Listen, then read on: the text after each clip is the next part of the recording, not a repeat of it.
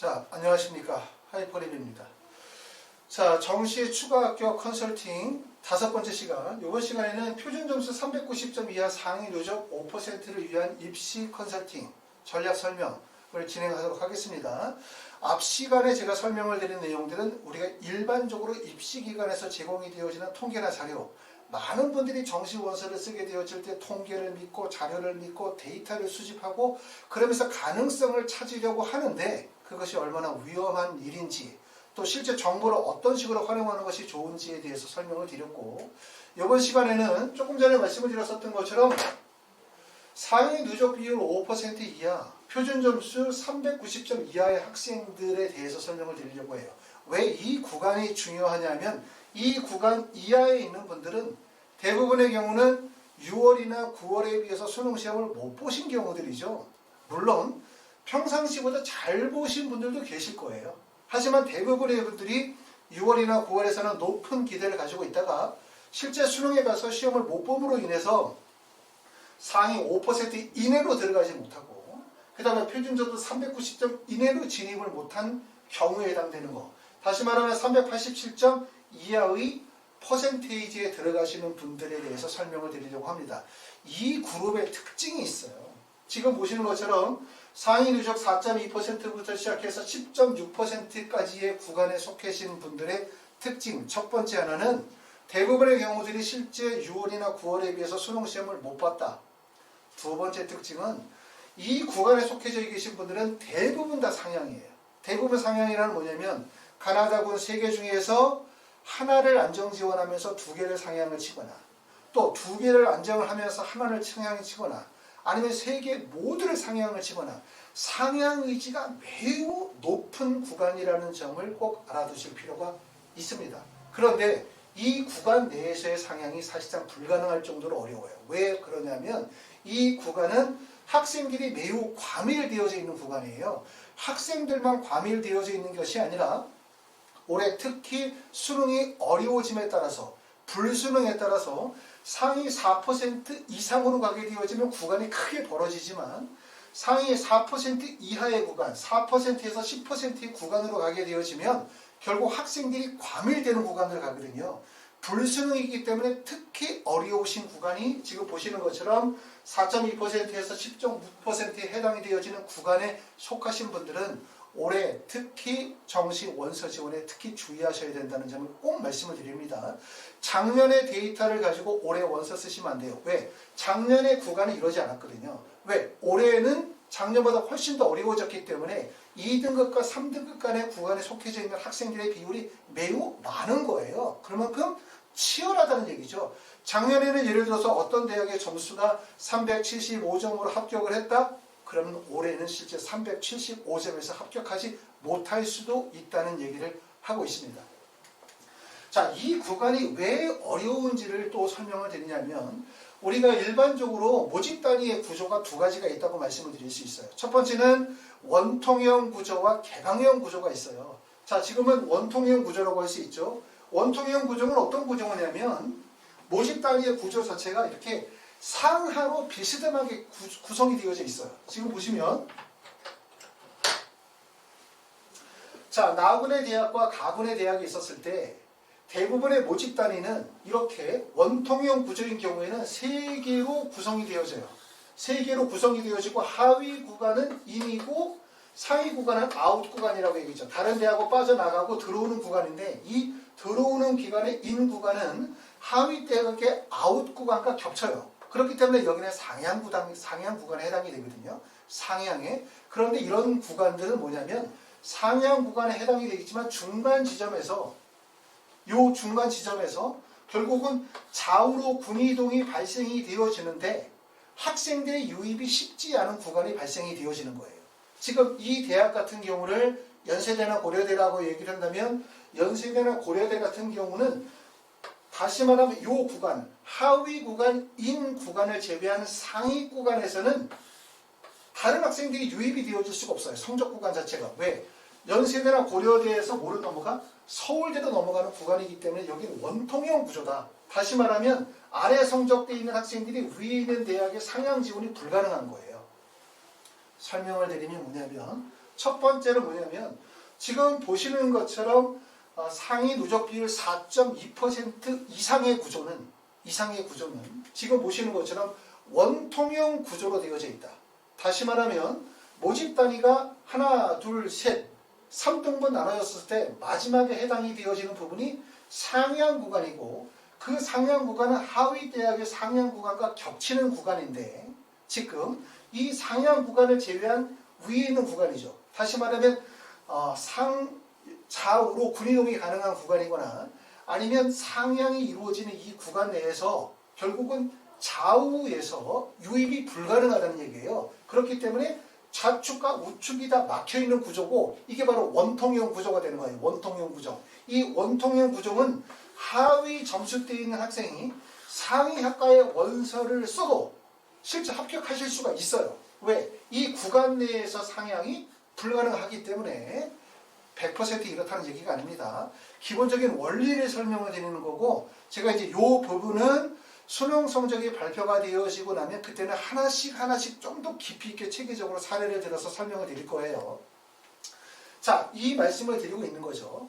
자, 그런데 개방형 구조에 해당이 되어지는 구조가 바로 뭐냐면 상위 누적 비율 5.0%에서 10.6%의 구간은 조금 전에 보였었던 것처럼 대학과 대학의 구간이 상하로 존재하는 것이 아니라 좌우로 존재해요.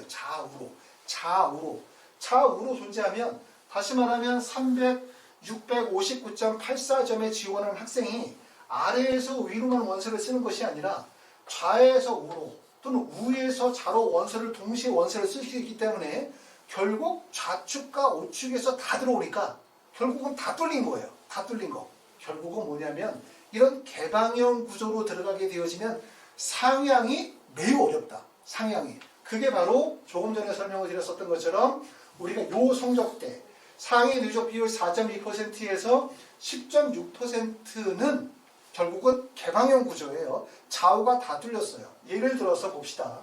동국대학교의 원서를 쓰는 학생들은 어떤 학생들이 원서를 써?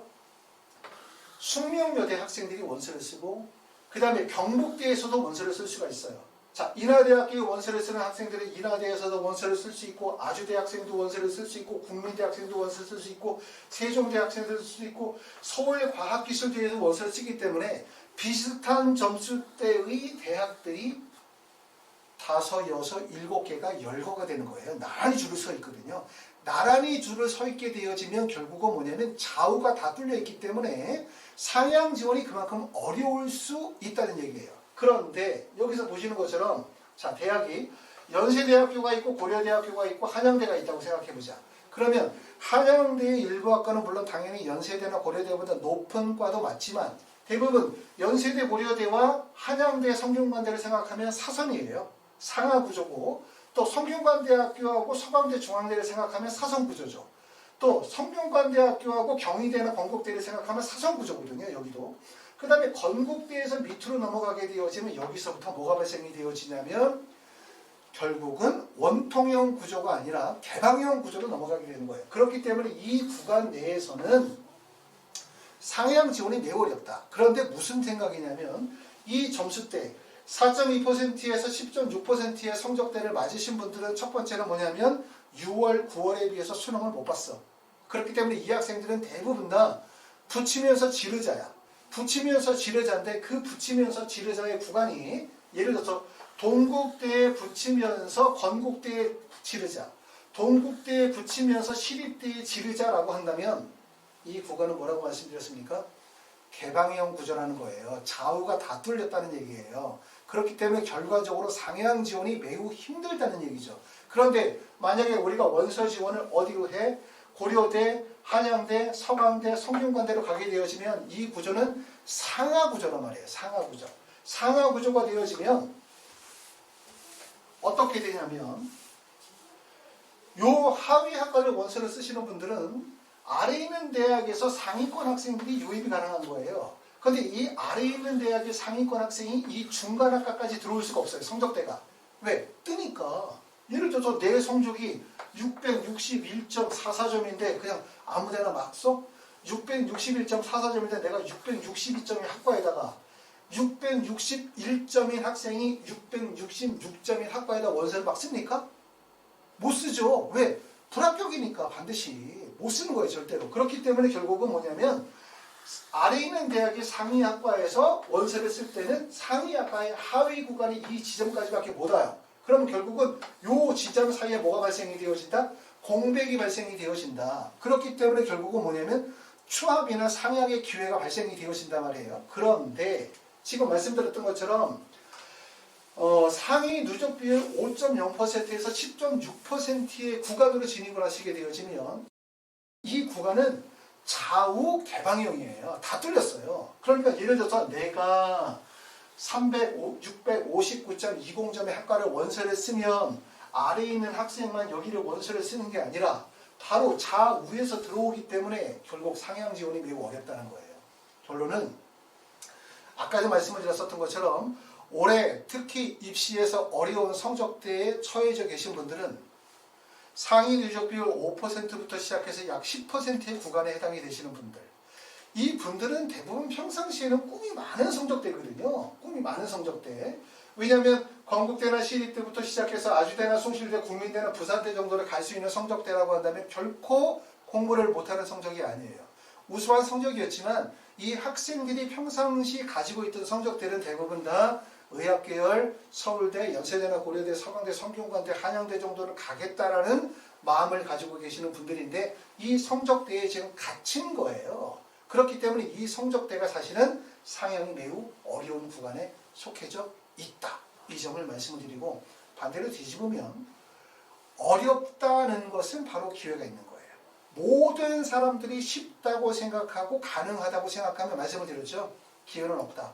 기회가 없다고 생각할 때 기회가 있다는 거고 결국 이 구간에서 알아두실 점은 이 구간의 모든 분들은 붙이고 지르자. 붙이고 지르자. 다시 말해서 상향의 의지나 경향이 매우 강하다는 점이에요. 그렇기 때문에 실제 원서 지원에서 허수 지원들이 엄청나게 몰려져 있다는 점을 꼭 알아두실 필요가 있습니다. 많은 사람들이 그렇다는 거예요. 그렇죠? 그거를 알고 나는 원서를 써야 되겠죠. 아시겠죠? 그런 점에서 말씀을 드렸습니다. 자, 그리고 이제 그 다음에 중요한 점은 뭐냐면 그런데 왜 이 지점이 또 중요한 의미를 가지고 있느냐? 자연추합과 강제추합에 대해서 설명을 드릴게요. 우리가 자연추합이라는 말, 강제추합이라는 말 처음 들어보시겠죠. 물론 제가 하는 말이기 때문에 들어본 사람이 없을 겁니다. 자, 이게 왜 중요하냐면 우리가 적정 안정지원하고 상향지원을 하게 되어질 때 내 성적보다 조금이라도 높은 성적에서 다른 학생들이 이동하면서 합격을 하게 되면 그게 바로 추가합격이란 말이에요. 그런데 추가합격을 저는 두 가지로 구분해요. 첫 번째는 자연추합. 자연추합은 점수 경쟁을 통해서 추가 합격을 하는 경우를 자연추합이라고 합니다. 이것은 일반적으로 봤을 때 추가 합격 가능성 60% 내에서 한 90% 정도에 있었을 때 이것을 자연추합이라고 할 수 있고 이건 점수 경쟁을 통해서 합격을 하는 거고 특별한 이변이 없는 한 붙을 가능성이 높겠죠. 특별한 이변은 뭐냐면 항상 말씀드리지만 모든 모집 단위 하위 구간이 제일 위험하다고 얘기했어요. 이건 입시 기관에서 예상하는 자료를 그대로 믿으시면 절대 안 됩니다. 두 번째는 새로운 입시의 변화가 발생이 되어진 것, 신설 전형이라든가 모집 인원이 크게 늘었다든가 이런 경우는 일시에 많은 학생들이 몰릴 수가 있고 몰리면 입시가 바뀝니다. 그렇기 때문에 그거를 뺀 나머지 경우에는 점수 경쟁을 통해서 추가 합격 가능성 60%에 90% 내에서 추합을 하는 경우 자연추합이고 당연히 자연추합은 내 성적부에서 점프할 수 있는 높이가 높진 않아요. 당연히. 자, 두 번째는 강제추합이라는 용어를 씁니다. 강제추합이라는 것은 뭐냐면 점수 경쟁이 아닌 순위 경쟁을 통해서 합격을 하는 경우를 강제추합이라고 얘기를 해요. 순위 경쟁을 통해서 합격하는 경우는 일반적으로 봤을 때 추가 합격 가능성이 0%인 경우. 자, 입시기관에서 넣어봤어. 막 쳐봤어, 성적을. 내 성적대에서 성균관대학교 어떤 학과를 가고 싶어. 넣었더니 합격 가능성 제로, 추가 합격 가능성 제로. 아니, 어떻게 붙는다는 거야? 자, 정시에서는 내가 손을 뻗어. 손을 뻗어서 닿지 못하는 그 지점이 가장 먼 거예요. 손을 딱 뻗었는데 요만큼까지 오는 거죠. 닿지 못하는 이 지점, 바로 요 지점 간의 거리가 제일 멀다는 점을 반드시 아셔야 돼요. 내가 만약에 합격을 하고자 하는 지점이 여기인데, 목표 지점인데, 이 지점까지 내가 봤더니 추가 합격 가능성이 70%야. 자, 추가 합격 가능성 70%야. 엄청 높네 라고 생각하지만, 문제는 나만 70%인 게 아니라 이 중간에는 엄청나게 많은 사람들이 추가 합격을 기다리고 있겠죠.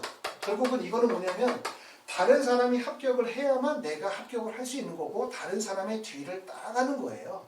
그래서 조금 전에 말씀을 드렸었던 것처럼 손을 뻗어서 닿을 수 있는 거리라면 당연히 합격을 하겠지만, 손을 뻗어서 닿을 것 같다고 느껴지는 지점, 이런 지점이 결코 닿지 않는 지점이고, 이런 지점이 결국은 가장 위험한 지점이라는 점을 꼭 알아야 돼요. 많은 분들이 원서를 쓸 때는 어디를 봐? 가장 가까운 데를 봅니다. 가장 가까운 데. 내 성적이 예를 들어서 지금 나와 있는 것처럼 393점이야. 그럼 내가 뭘 보냐? 395점인 학과를 바라보죠. 여기를 바라보고 원서를 쓰지. 누가 미쳤다고 397점인 학과를 바라보면서 원서를 쓰진 않겠죠. 그렇죠? 하지만 조금 전에 말씀을 드렸었던 것처럼 나만 가까운 곳이 아니다. 결코. 나보다 더 많은 학생들이 그 지점에 과밀되어져 있을 가능성이 매우 높다는 점을 꼭 알아두실 필요가 있어요. 자, 그래서 추가 합격은 우리가 이제 자연 추합과 강제 추합이라는 거로 구분해서 말씀을 드릴 수가 있는데,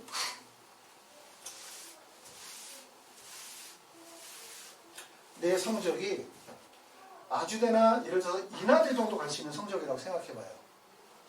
인하대 갈 수 있는 성적을 가지고 있는 학생들, 나 평상시에는 건국대 가려고 했는데 중앙대 정도는 갈 수 있었어. 하지만 인하대 붙었어. 억울하죠? 자, 그럼 내가 좀 상향 지원하자. 그러면 인하대에 합격하면서 안정 지원하면서 나는 상향 지원으로 동국대 정도에다 상향 지원을 해야지 라고 원서를 쓰는 거죠. 이런 경우가 일반적이죠. 자연추합 바라보는 거고, 내 성적대보다 2점, 3점 상향을 해서 원서를 쓰는 거죠. 이게 바로 자연추합이고 이렇게 원서를 쓰는 거죠. 그런데 아까도 말씀드렸죠. 중요한 점을 빼먹으시면 절대로 안 돼요. 뭐냐면 첫 번째, 상위 누적 비율 5%에서 약 10% 구간에 있는 학생들은 대부분의 학생이 자신의 성적에 대해서 인정하고 받아들여주고 만족하지 않아요.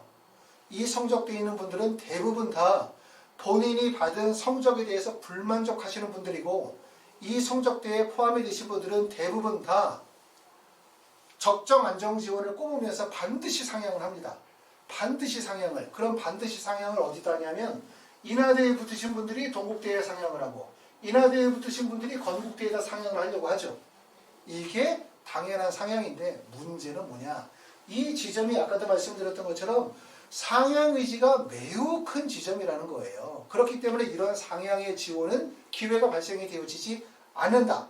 그러니까 다시 말하면 인하대에 원서를 쓰면서 동국대에 상향을 쳐가지고 붙겠다는 생각을 하는 것 자체가 성립이 되지 않는다는 거예요. 성립이. 왜? 나만 그런 게 아니라 나보다 조금 더 높은 성적을 가진 학생들이 다 상향을 쳐요. 여기는 다.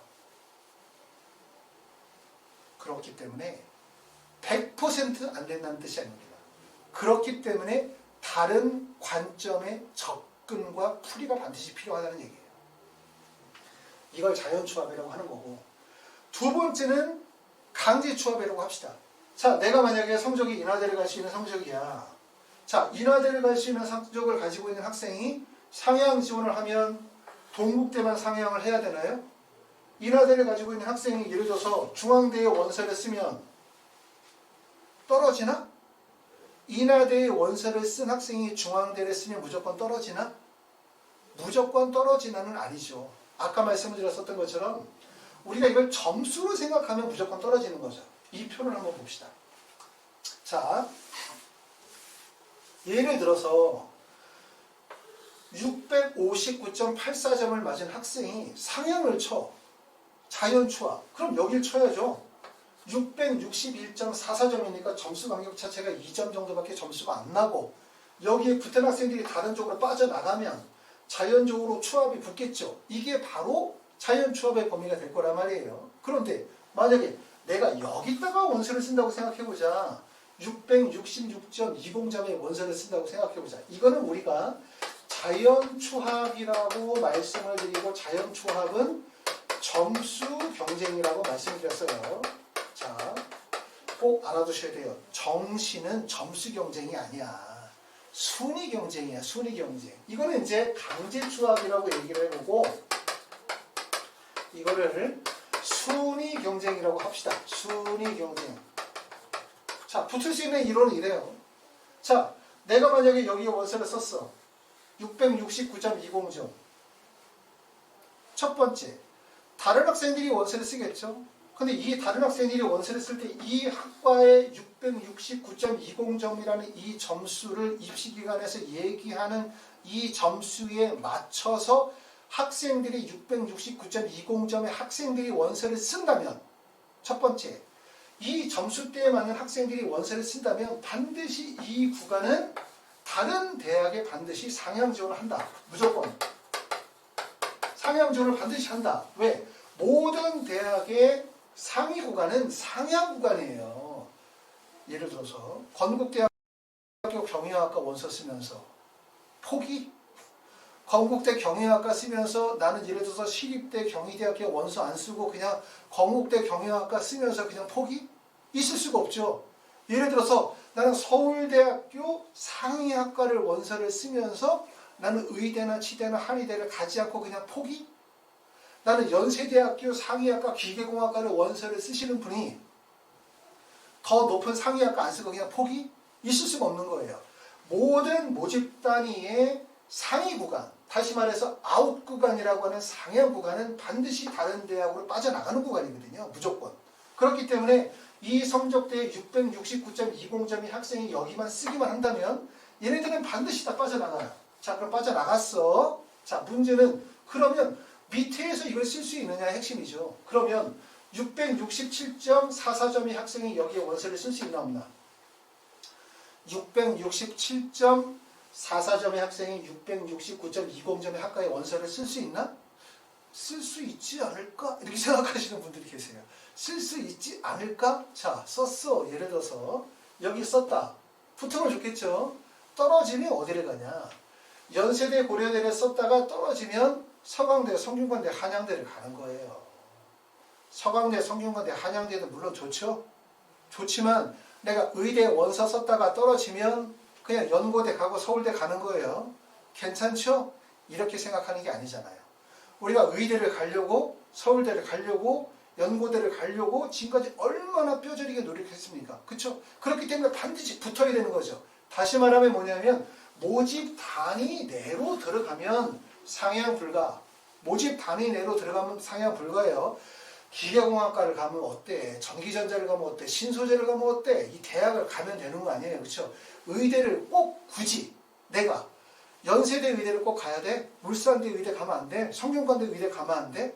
가면 되는 거죠. 그러니까 결국은 뭐냐면 모집 단위 내로 들어가면 선택이 많아져요. 그렇기 때문에 모집 단위 내에서는 상향이 불가능한 거예요. 왜? 떨어지면 결국은 색깔이 바뀌기 때문에. 그러면 결국은 무슨 말이냐면 이 모집 단위에서 669.20점의 학과를 668점인 학생이 원서를 쓸 수가 없어요. 662점의 학생이 원서를 쓸 수 없어요. 660도 못 쓰죠. 666.30은 여기 쓰면 되고 661은 여기 쓰면 되는 거예요. 그렇죠? 그러면 결국은 뭐냐면 이 성적대 학생들이 이쪽으로 빠져나가고 나면 그러고 나면 추합이 돌아. 추합이 돌면 하위 구간까지 점수가 떨어지는 거예요. 그래서 항상 제가 말씀을 드리는 것처럼 높은 점수대의 학과가 마지막 합격자의 점수가 더 낮다. 상위 학과가 마지막 학과의 점수가 낮은 거예요. 하위 학과는 점수가 낮지 않아요. 낮으니까 여기는 661.44점의 학과니까 낮은까지, 여기는 669.20점이니까 높은까지 이렇게 생각하시면 안 되고, 낮은 과는 요 점수에서 아래에서 지지하는 기반이 크기 때문에 점수의 하락과 점수의 구간이 매우 좁다는 점을 꼭 아셔야 돼요. 다시 말하면 뭐냐면 낮은 과가 마지막 합격자의 점수는 높은 과보다 높다. 그리고 상위 학과는 중간 점수가 없기 때문에 추합이 돌면 하위 구간까지 떨어지게 되는 거예요. 아시겠죠? 이게 바로 강제 추합이고 순위 경쟁이다 라는 거죠. 그런데 물론 이런 강제 추합이나 순위 경쟁이 성공을 하기 위한 여러 가지 요소들이 있어요. 여러 가지 요소들. 첫 번째 요소는 나중에 제가 자세히 설명을 드리겠지만, 첫 번째 생각하는 거는 이 구간에 반드시 669.20점의 학생들이 원서를 써야 돼요. 또는 670점의 학생들이 원서를 써야 돼요. 다시 말하면 뭐냐면 아래에서 위로 상향을 치는 구간이 성립이 되어지면 절대로 안 되죠. 왜? 이 학생들이 아래에서 위로 원서를 쓰면 얘네들이 여기를 붙으면 이쪽으로 못 빠지잖아.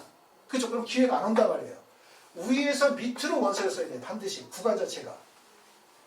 복잡하죠? 입시를 조금만 더 이해를 해보면 도움이 돼요. 아까도 제가 말씀드렸던 것처럼 입시 기관에서 제공하는 정보나 자료는 단지 참고 자료일 뿐. 그 참고 자료를 기본적으로 제공받고 보면서 제가 설명을 드리는 내용들을 하나하나 대입을 시켜서 이해를 해봅시다. 그러면 아마도 어떤 누구보다도 입시에 대해서 올바르게 이해하실 수가 있을 거예요. 많은 분들은 통계나 데이터를 믿어요. 그리고 그게 진짜라고 생각해요. 그걸 가지고 욱박을 질러요. 왜 안 된다는 거 하냐? 말이 되는 소리야 도대체. 어떻게 통계나 데이터 2021학년도에 입시 결과가 2022학년도에 맞냐? 말이 될 수 없는 거죠. 통계나 데이터를 가지고 대량으로 마케팅을 하고 장사를 하는 거죠. 그걸 절대로 믿으시면 안 됩니다. 단지 참고 자료의 가치는 충분하다라고 말씀을 드립니다. 자, 여기까지 말씀을 드리고, 그런데 우리가 이제 아까 말씀드렸었던 상위 누적 비율 5%에서 그 다음에 10%의 학생들이 왜 중요하냐? 그 학생들이 포함이 되어져 있는 성적의 권이 바로 어디냐면 추가 모집에 해당이 되어지는 권이라고 말씀을 드렸어요. 제가 그 전에 추가 모집에 대해서 여러 차례 말씀을 드렸죠. 추가 모집은 뭐야? 정시 컨설팅 기간이 있고 정시 합격자 발표가 나고 거기서 정시에서 미충원 인원 되어진 인원만 뽑아서 다시 2월 중순에 재선거라는 게 추가 모집인데, 전년도에 2021학년도에 보면 자, 추가 모집은 대학 합격의 마지막 기회인데 2021학년도에는 총 162개 대학 26,000명, 그 전년도에 비해서 16,000명이 들었어요. 그렇죠? 의학계열도 단국대학교 천안에 위치를 포함해서 20명 정도 선발했고, 올해는 약대가 들어오니까 더 많이 확대될 가능성이 높아요. 그렇죠? 여기에 나와 있는 내용들은 꼭 읽어봅시다. 우리가 추가 모집에 지원할 수 있는 자격에 대한 부분을 얘기를 하고 있는데, 추가 모집에 원서를 쓸 수 있는 구간, 바로 거기가 어디냐면 여기부터예요. 여기부터.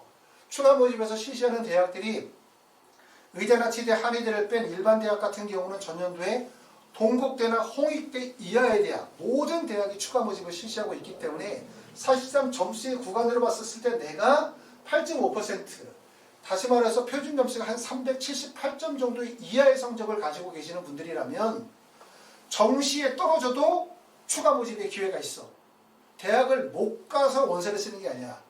좀 더 상위권 대학을 가려고 하는 거죠. 그러면 정시에서는 적극적 상향이 반드시 필요한 거예요. 그리고 정시에 다 떨어지잖아.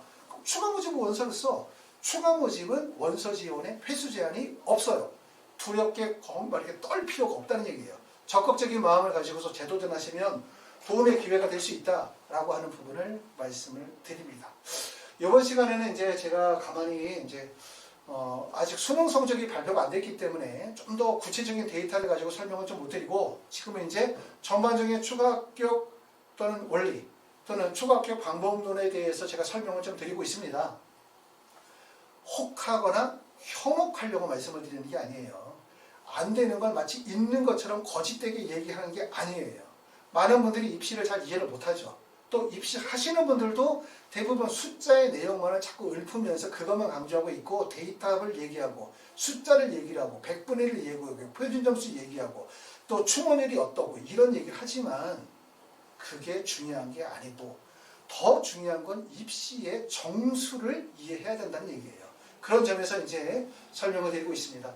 여러 가지 면에서 도움이 되시기를 바라고, 우리가 하이프리뷰에서 지금 멤버십을 운영하고 있습니다. 그 멤버십 동영상을 제가 이제 별도로 제작해서 올리게 되어질 텐데 조금 더 깊이 있는 내용으로 도움을 드릴 수 있도록 하겠습니다. 감사합니다.